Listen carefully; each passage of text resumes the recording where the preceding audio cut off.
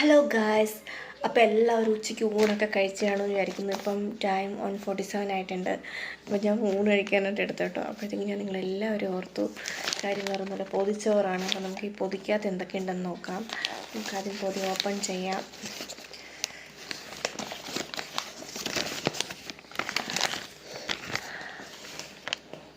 നല്ല മണമുള്ള കേട്ടോ, കുറച്ച് നേരമായിട്ട് പൊതിഞ്ഞ് വെച്ചിരിക്കുകയാണ്. അപ്പോൾ ഇതിനകത്ത് എന്തൊക്കെയുണ്ടെന്ന് നമുക്ക് നോക്കാം. ചോറ്, ചമ്മന്തി, തോരനുണ്ട്. തോരൻ കൂമ്പ്, പിന്നെ നമ്മുടെ കുറച്ച് കൂമ്പ് തോരനും ഇന്നലത്തെ കുറച്ച് ക്യാബേജ് തോരനും കൂടെ മിക്സ് ചെയ്തതാണ് കേട്ടോ. ഇത് ക്യാരറ്റ് ബീൻസും കൂടി നമ്മൾ മെഴുക്ക് പുരട്ടിയിട്ടുണ്ട്. നമ്മൾ മാസ്റ്റർ പീസ് മുട്ട പൊരിച്ചുണ്ട്. ചമ്മന്തി മുട്ട പൊരിച്ചാണല്ലോ അതിൻ്റെ മെയിൻ.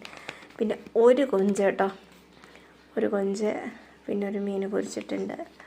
ഇങ്ങനെ ഒരു 2 കുഞ്ഞ് മീൻ പൊരിച്ചത്, പിന്നെ നല്ല മത്തി, നല്ല പുളിമുളക് വെച്ച് ചാറ് വറ്റിച്ചെടുത്തതുണ്ട്. ഇതെല്ലാം കൂടെ കുഴച്ചിട്ടൊരു പിടി പിടിക്കുകയാണ് കേട്ടോ. നല്ല ടേസ്റ്റാണ്. ചമ്മന്തിയും മുട്ട പൊരിച്ചതും അതിൻ്റെ കൂടെ തോരനും മെഴുക്കുവരട്ടി എല്ലാം കൂടെ ആയിട്ട് മിക്സ് ചെയ്ത് നമുക്ക് കഴിക്കാം. അപ്പം ഞാൻ ഒരു കഥ പറയാം കേട്ടോ. ഈ പൊതിച്ചോറ് എന്ന് പറഞ്ഞാൽ എല്ലാവർക്കും ഒരു വികാരമാണല്ലേ. ഇപ്പോൾ എവിടെ ഏത് ഹോട്ടലിൽ പോയാലും പൊതിച്ചോറ് കിട്ടുന്ന ഹോട്ടലുകളുണ്ടല്ലേ, സ്പെഷ്യൽ പൊതിച്ചോറ്.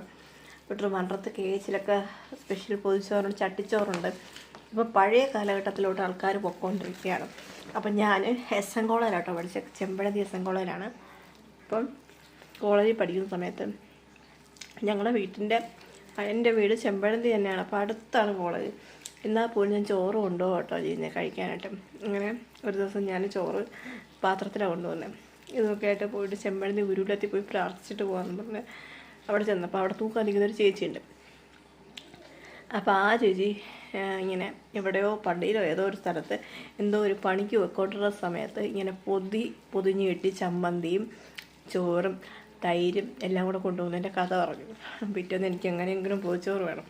ഞങ്ങളെ വീട്ടിലാണെങ്കിൽ ആകെയുള്ള പടറ്റി വാഴ എന്ന് പറഞ്ഞൊരു വാഴയുടെ പോലെ വാഴ മാത്രമേ ഉള്ളൂ, പടറ്റിക്കൊലയുടെ. ഞാൻ രാവിലെ ഒരു സ്റ്റൂള് കൊണ്ടിട്ട് അതിൻ്റെ മണ്ടയ്ക്ക് കയറി എങ്ങനെയൊക്കെയോ ഒരു ഇല എടുത്തുകൊണ്ട് വന്നു. അപ്പോൾ എല്ലാവരും കൂടെ എന്നെ കളിയാക്കി, ഈ വാഴയില പോയിഞ്ഞാൽ ചോറ് പൊതിയില്ല എന്നും പറഞ്ഞിട്ട്. ലാസ്റ്റ് എൻ്റെ നിർബന്ധം കാരണം അമ്മ എങ്ങനെയെങ്കിലും അതിനകത്ത് ചോറ് പോയിഞ്ഞ് തന്നു വിട്ടു. അതിപ്പോഴും ഒരു നൊസ്റ്റാൾജിയ ഫീലിംഗ് ആട്ടോ. അങ്ങനെ ഈ പൊതിച്ചോറ് കൊണ്ടുപോയിട്ടുള്ള എത്ര പേരുള്ളതെന്ന് കമൻറ്റ് ചെയ്യണം കേട്ടോ.